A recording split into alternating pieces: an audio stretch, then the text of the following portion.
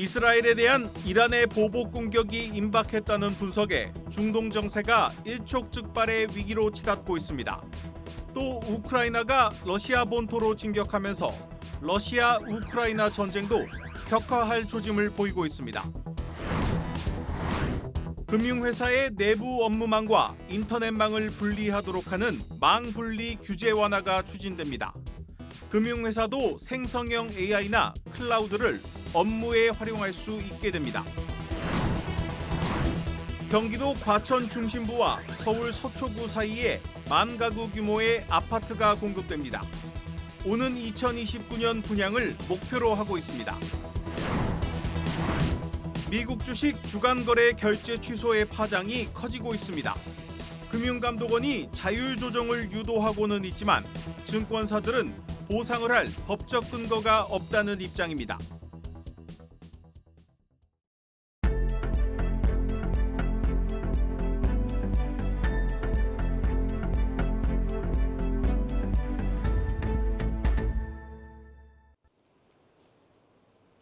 뉴스 플러스 시작합니다. 이스라엘에 대한 이란의 보복 공격이 임박했다는 분석에 중동 정세가 일촉즉발의 위기로 치닫고 있습니다. 이 전면전이 펼쳐질 경우 전 세계 경제에 적지 않은 타격이 불가피합니다. 당장 국제 유가가 치솟고 있는 가운데 우리 정부도 상황을 예의주시하고 있습니다. 취재 기자와 자세히 들여다보겠습니다. 산업부 배창학 기자 나왔습니다. 배 기자, 우리 입장에서는 사실 가장 큰 문제가 이 국제 유가 아닙니까? 현재 상황은 어떻습니까? 네, 먼저 이란은 팔레스타인 무장정파의 하마스의 이제 지도자죠. 이스마일 하니의 암살의 배후로 이스라엘을 지목하고 피해 보복을 예고했습니다. 미국 백악관이 최근 며칠 안에 전쟁이 날 수 있다며 현재 항공모함 등을 배치하기로 했는데요. 이에 국제 유가가 요동이 치면서 국내 산업계 비상이 걸렸습니다. 기업들은 상반기 고환율에 이어서 하반기 고유가의 직격탄을 맞을까 촉각을 세우고 있는데요. 서부 텍사스산 원유와 또 브렌트유 가격은 어제 배럴당 80달러대 초반으로 한 달여 만에 최고가였습니다. 두바이유 가격도 80달러를 목전에 두며 이달 들어 가장 비싼 값이었습니다. 국제유가는 전 세계적인 경제 침체 걱정과 우려 속에 지난주 70달러대 초반으로 떨어졌는데 중동 리스크 확산으로 이번 주 10%나 올랐습니다. 일각에서는 다음 달이면 국제유가가 배럴당 100달러를 돌파할 것으로 보고 있습니다. 근데 이 국제유가 흐름에 따라서 우리 기업들도 좀 업종별로 희비가 엇갈리는데 보통은 유가가 오르면 정유사가 좋고 해운사들은 싫어하는데 이번만큼은 좀 상황이 좀 다르다고요. 네, 말씀 주신 것처럼 원자재 가격이 오르면 제품 가격이 따라 오릅니다. 때문에 국제 유가가 오르면 정유사들의 수익 지표인 정제 마진이 덩달아 올라서 수익성이 늘어나게 됩니다. 하지만 이는 수요 없이는 뒷받침이 불가능한 일인데요.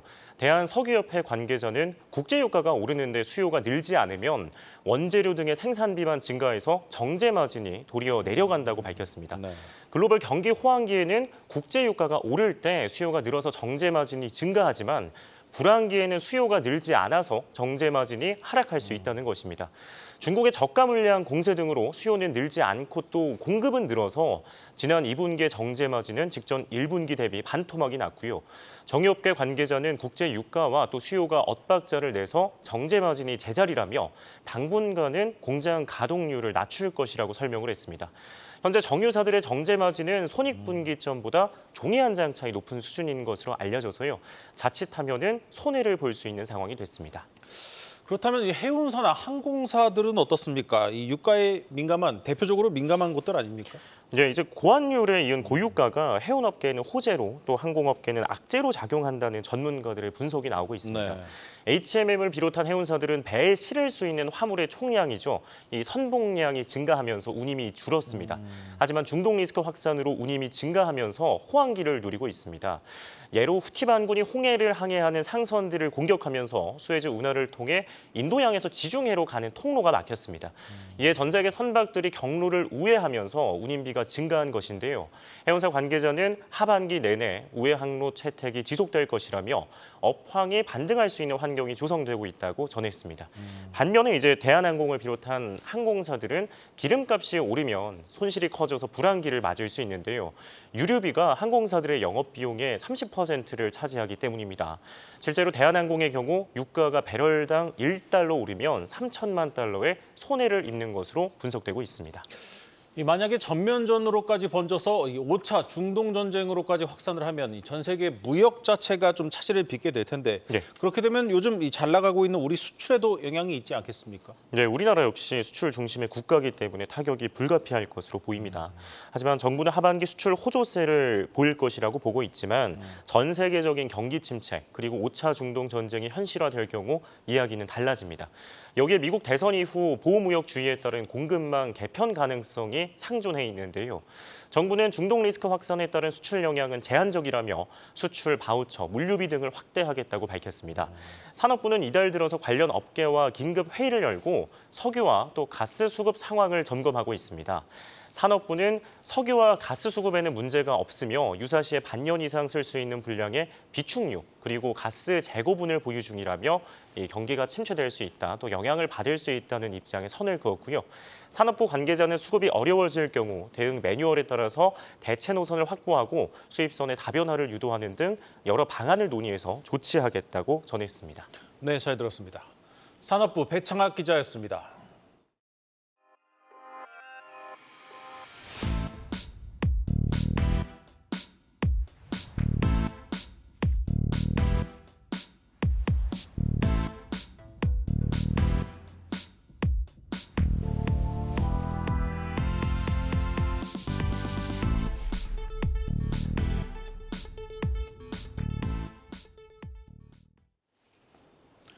금융회사의 내부 전산망과 외부 인터넷망을 분리하도록 하는 망분리 규제가 10년 만에 철폐됩니다.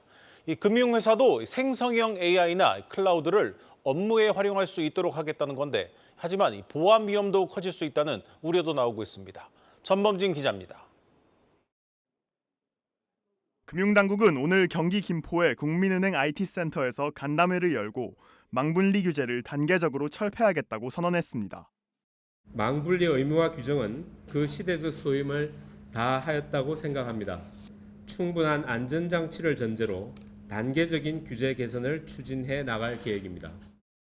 다음 달부터 금융사들은 규제 샌드박스 제도를 이용해 업무망에서 인터넷 연결이 필요한 생성형 AI, 아마존 웹 서비스와 같은 클라우드 서비스들을 이용할 수 있습니다. 첨단 금융상품을 개발하거나 연구할 때 고객들의 개인 신용 정보를 활용할 수 없었던 규제도 감형 처리를 거치면 면제됩니다. 당국은 내년 상반기까지 샌드박스 제도의 성과를 검토해 이상이 없다면 특례 없이도 인터넷 기반 서비스를 사용할 수 있도록 전자금융거래법 개정을 추진합니다. 당국이 망분리 규제를 완화하는 배경에는 지난 10년 동안 급변한 IT 환경이 있습니다. 데이터 관리와 AI 기반 고성능 프로그램의 활용이 당연해진 디지털 전환 시대에 금융사들만 외딴 섬에 놓여 있다 보니 IT 역량도 떨어지고 인재 영입에도 어려움을 겪고 있다는 겁니다. 상공회의소가 금융사 IT 인력을 대상으로 한 조사에서 응답자의 89%는 업무상 AI 활용이 필요하다고 밝혔으나 실제로 AI를 활용하고 있다고 대답한 응답자는 51%에 불과했습니다. 당국은 금융권이 AI를 활용해 보이스피싱 방지, 신용평가 모델 고도화를 통한 중금리 대출 등 다양한 분야에서 뛰어난 역량을 갖춰달라고 강조했습니다. 새로운 무기를 얻게 된 금융권이지만 온라인 전환에서 발생할 취약점들을 대비하기 위한 보안 강화는 새로운 과제입니다. 망분리 해놨으니까 이제 문제 없다 이렇게 쓰던 거가 앞으로는 그렇게 믿고 쓸 수 없는 상태가 될 수 있잖아요. 보안 프로세스를 클라우드에 맞게 재수립하는 작업이 이제 중요한 이슈고요. 효율적인 데이터 공유 체계를 만드는 두 가지 대응책이 필요하다고 봅니다. 금융위는 업계와 소통해 금융사가 해외의 AI나 클라우드 사업자와 계약할 때 금융감독원, 개인정보위원회 등 당국이 요구하는 보안 기준을 충족하고 문제가 발생했을 때 검사에 응하도록 하는 조항을 의무화해 안전망을 확보하겠다는 계획입니다. 한국경제TV 전범진입니다. 6,300억 원대의 계약 취소를 불러온 미국 주식 거래 중단 사태가 장기화할 조짐을 보이고 있습니다. 더 큰 문제는 국내 증권사 모두 단 한 곳의 미국 대체 거래소와 거래를 하다 보니 이런 일이 언제든 다시 벌어질 수 있다는 점입니다. 신재근 기자입니다. 블루오션은 미국 증권거래위원회 승인을 얻어 미국 주식 주간 거래를 제공하는 유일한 대체 거래소입니다. 국내 증권사 19곳은 블루오션을 통해 서학개미가 우리 시간 낮에도 미국 주식을 사고 팔 수 있도록 중개 서비스를 제공하고 있습니다. 문제는 블루오션의 거래 체결 시스템이 멈춰버리면 언제든 주간 거래를 못하는 일이 반복될 수 있다는 점입니다. 주간 거래는 블루오션 독점인데 변동성이 큰 장세에선 블루오션이 처리할 수 있는 주문 수량을 초과할 수 있기 때문입니다. 지난 5일 갑작스런 거래 중단도 미국 정규장이 열리기 전 변동성에 대응하기 위해 주식을 사고 팔려는 투자자가 몰리면서 거래량이 폭주한 데 따른 것으로 파악됩니다. 블루오션은 당시 일방적으로 거래를 취소했는데 9만 개 계좌에서 6,300억 원어치 주문이 없던 일이 됐습니다. 아직 주간 거래가 재개되지 않은 상태로 200명 넘는 투자자들은 단체 채팅방에서 피해 사실을 공유하는 등 증권사를 상대로 집단 소송을 준비하고 있습니다. 문제는 이번이 처음이 아니란 겁니다. 지난 4월에도 미국 현지 거래소 서버 사정으로 주간 거래가 조기 종료된 적이 있습니다. 블루오션 측은 이달 말까지 새로운 시스템을 도입할 예정이라고만 밝히고 있고 재발 방지 대책을 언급하고 있진 않습니다. 국내 증권사들도 주간 거래가 언제든 중단될 위험이 있다는 걸 인지하고 있지만 거래 중단을 막을 수 있는 방법은 현재로선 없다고 하소연합니다. 최선의 선택지는 또 다른 대체 거래소를 발굴하는 건데 우리 금융당국의 역할이 필요하다는 목소리가 업계에서 나오고 있습니다. 향후에도 미국 현지 대체거래소 시스템 문제로 주간 거래 장애가 발생할 수 있는 만큼 한국 금융당국에서 보다 적극적으로 나서서 미국 내 다른 대체거래소들도 오버나잇 세션처럼 기능을 받을 수 있도록 미국 금융당국에 적극 건의해야 한다고 보입니다. 금융당국은 해외 주식 투자의 안정성을 높일 수 있는 방안을 증권사들과 논의할 예정이란 입장입니다. 한국경제TV 신재근입니다. 최근 서울과 수도권 아파트값 상승세가 심상치 않자 정부가 서울 바로 옆 과천에 10,000가구 규모의 아파트를 조기 공급하기로 했습니다. 대부분 시세보다 저렴한 공공주택으로 공급이 되는데 당장 주변 집값에는 큰 영향이 없을 것으로 보입니다. 성나균 기자입니다. 서울 강남역까지 지하철로 20분 거리에 10,000가구의 신축 아파트가 조성됩니다. 정부는 오늘 과천 원도심과 서울 서초구 사이에 위치한 과천 공공주택 지구의 지구 계획을 승인했습니다. 3기 신도시 후보지로 발표된 이후 5년 3개월이 걸렸는데 오는 2029년 첫 분양을 목표로 하고 있습니다. 과천 지구에 들어설 10,000가구 가운데 6,500가구는 시세보다 저렴한 공공주택으로 공급됩니다. 주로 무주택 서민과 청년, 신혼부부 등에게 제공되며 구체적인 청약 방식은 결정되지 않았습니다. 이른바 준강남으로 불리는 과천지구는 지하철 4호선이 연결되고 강남 접근성이 좋은 점이 특징입니다. 정부는 위례 과천선과 GTX-C 노선 등의 연계를 통해 광역교통망도 대폭 확충하기로 했습니다. 강남 바로 옆에 대규모 신축 아파트가 조성되지만 인근 지역 집값에는 큰 영향을 미치지 않을 전망입니다.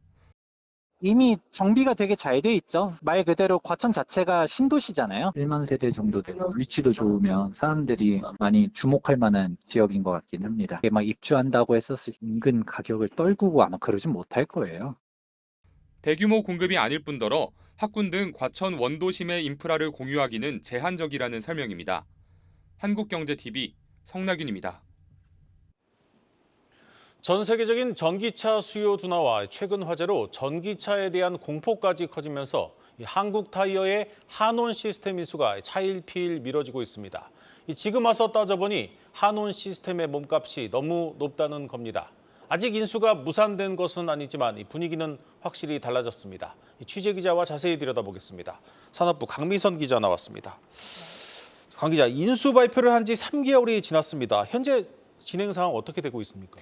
네, 결혼식 날은 잡았는데 파혼 위기에 처했다. 지금 딱 이런 상황인데요. 네, 지난 5월에 한국타이어는 사모펀드사죠. 한행컴퍼니의 한온 시스템 지분을 인수하기로 발표를 했습니다. 한온 시스템은 세계 2위 차량 열관리 업체이자 현대차 계열사를 빼면 국내 최대 자동차 부품 회사인데요. 한온 시스템 인수 자금은요, 1조 7억 원대로 한국타이어 역사상 가장 큰 인수 합병입니다. 지난주 본계약을 진행할 예정이었지만 무기한 연기된 상황입니다. 인수 당시만 해도 한국타이어 측의 물어를 보면 자금 조달 관련해서 문제가 없다고 굉장히 자신을 했는데요. 하지만 이달 들어 이수일 한국타이어 대표마저 한온 시스템 인수와 관련해 아직 결정된 바 전혀 없다며 처음으로 조심스러운 입장을 내비쳤습니다. 최근 몇 달 새 전기차 시장을 둘러싼 주변 상황이 많이 달라졌습니다. 그렇다면 한국 타이어가 이 문제를 삼고 있는 부분은 구체적으로 어떤 것들입니까? 네, 크게 3박자가 안 맞고 있어서인데요. 먼저 주가 급락입니다. 최근에 시장이 굉장히 많이 얼어붙었잖아요. 인수 당시만 해도 한온 시스템 주가는 5,600원대였는데 오늘 3,910원대로 마감을 했습니다. 네. 한국 타이어의 한온 시스템 인수가가 현재 시장가보다 2배가량 높은 점이 발목인 셈인데요. 네, 다음으로는 실사 과정에서도 문제가 발견됐습니다. 인수 발표 후 한국 타이어는 10주간 한온 시스템의 실사에 나섰는데 우발 채무가 발견됐습니다. 또 이번 2분기에는 전기차 생산량 감소로 한온 시스템은 영업이익이 반토막이 났고요. 마지막으로 노조도 걸림돌입니다. 한온 시스템 노조는 이제 실사를 방해하거나 인수계약 전 3자 협상을 요구한 것으로 알려졌습니다. 업계 관계자는 최근 전기차 수요 침체와 공포감까지 겹쳐지면서 한국 타이어 이사회 내부에서는 이 인수와 관련해 반대 목소리가 커지고 있다고 전했습니다. 여러 면을 고려할 때 한국 타이어 입장에서는 이 서두를 이유가 좀 없어진 상황인데 그렇다면 이 파는 쪽인 한앤컴퍼니는 어떤 입장을 나타내고 있습니까? 네, 말씀하셨듯이 한앤컴퍼니 입장에서 보면 파는 쪽이잖아요. 코로나 당시 한온 시스템 몸값이 최대 8조 원까지 올랐는데 이제 한국 타이어에 1조 7천억 원에 파는 격입니다. 한앤컴퍼니 관계자는요, 협상이 현재 진행 중이기 때문에 코멘트를 줄 수 없는 상황이라고 선을 그었는데요. 10년 전 한앤컴퍼니가 한온 시스템을 한 주당 1,200원을 주고 샀던 입장이라서 더 이상 물러설 수는 없는 상황입니다. 시장의 반응은요, 인수 발표부터 줄고 굉장히 차가운데요. 2분기 애널리스트들의 보고서를 보면 이번 인수가 한국 타이어의 호실적에도 주가에 타격을 주고 합병 시너지도 굉장히 회의적인 입장이라고 분석하고 있습니다. 또 인수에 막대한 자금이 들어가는 만큼 주주 환원이 좀 미흡해질 수 있어서 투자자들 역시 탐탁치 않은 분위기입니다. 일단 이 겉으로 드러난 분위기를 보면 인수 협상이 깨질 가능성도 있어 보입니다. 만약 인수를 포기하게 되면은 한국 타이어가 얼마나 손해를 보게 되는 겁니까? 네, 저희가 뭐 결혼식장 들어갈 때까지는 뭐 아무도 모른다라는 말이 있듯이 한국 타이어가 성공적으로 인수를 할 수도 있습니다. 네. 하지만 인수가 지금 무산을 하려면 지금이 적기이자 마지막 기회인 셈인데요. 인수가 깨지면 한국 타이어는 수백억 원대의 이행보증금을 둘러싼 법적 분쟁에 휘말릴 수가 있습니다. 이행보증금을 날리고 분쟁에 휘말려도 이 무리한 인수를 하지 않는 방향이 타격이 또 덜할 수도 있는데요. 다만 5월 인수 발표 업무 협약을 보시면 중대한 오류나 누락이 없으면 양해각서에 합의한 약식에 따라 주식 매매 계약을 맺어야 한다고 돼 있는 만큼 굉장히 구속력이 강합니다. 이 한앤코와 한국타이어가 10년 넘게 한온 시스템 대주주로서 협력 관계를 맺어온 이 파트너라서 상호 신의를 저버리기 쉽지 않고요. 한국타이어 측은 올해 인수를 목표로 정했지만요. 해외 경쟁 당국 승인 여부 역시 관건입니다. 현재 합병 승인을 내린 곳은 유럽뿐인데 미국, 중국, 인도네시아 등도 남아 있어서 인수 절차 자체가 해를 넘길 가능성도 있습니다. 네, 잘 들었습니다. 산업부 강미선 기자였습니다.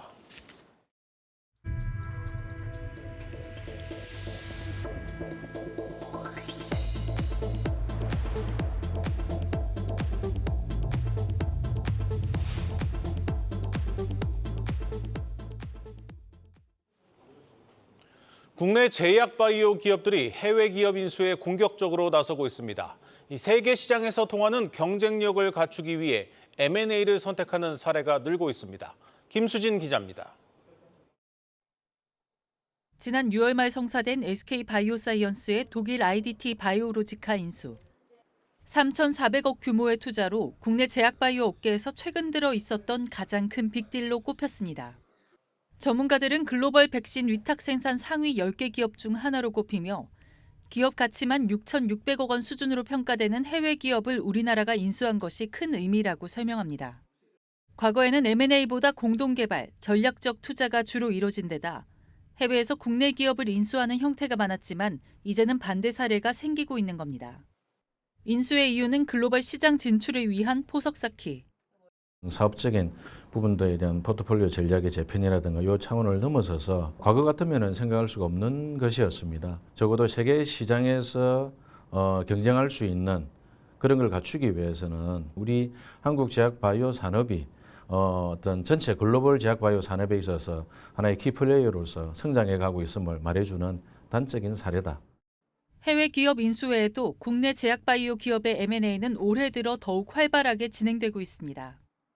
최근 광동제약은 체외 진단기기 기업 프리시전 바이오를, 제넥시는 6월 항암 신약 관련 플랫폼을 개발하는 EPD 바이오 테라퓨틱스를 인수한 상황.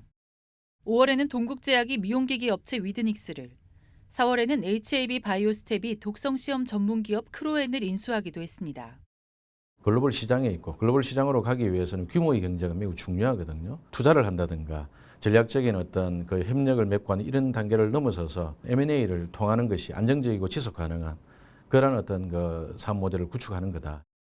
국내 제약바이오 산업의 M&A 성장세는 당분간 지속될 전망입니다. 한국경제TV 김수진입니다.